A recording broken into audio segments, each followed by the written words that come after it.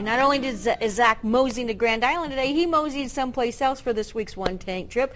And Zach Richie joins us again from the Stir Museum. Good morning, Zach. Where did you go this week in your one-tank trip? Well, good morning. Yes, I am here out at the Stir Museum, and one of the popular attractions that they have during the summer is Railroad Town.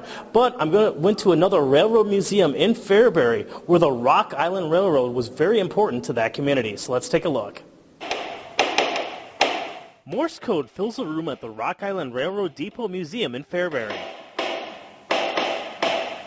But the effect of this place was felt beyond these walls and throughout this southeast Nebraska community.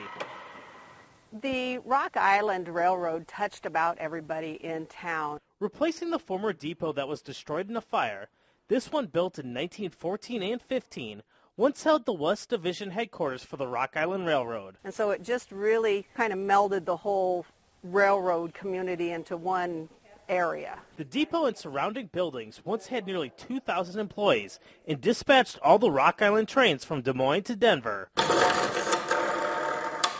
It closed in 1980 when Rock Island declared bankruptcy, but has rode down the tracks in a new train as a museum since 2003. This is seriously so cool. Nearly all of the collection at the museum comes from railroad workers who have shared their stories and possessions over the years. It wasn't always easy, and it was long hours, and it was dangerous. It was very dangerous.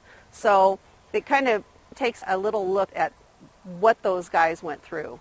History continues with a model railroad display upstairs and special events throughout the year. Transportation is key to our heritage, and the Rock Island is a huge, huge part of that.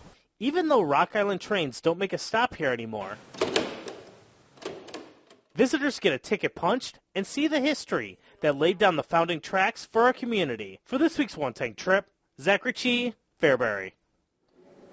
Yeah, just a ton of amazing stories right there at the Rock Island Depot Museum. You can go and see them Wednesday through Sundays right now before their big Christmas event coming up here in December. You won't want to miss that. I mean, just the stories you can hear if those walls could talk. They even talk about an engineer who always had to keep his hands clean and even had to wear gloves the entire time that he was working. And if you guys have an idea for me, you can always send them to me at zrichie@nebraska.tv or news@nebraska.tv. I would love to hear from you. Well, we're going to have more of NTV's Good Life right after the break.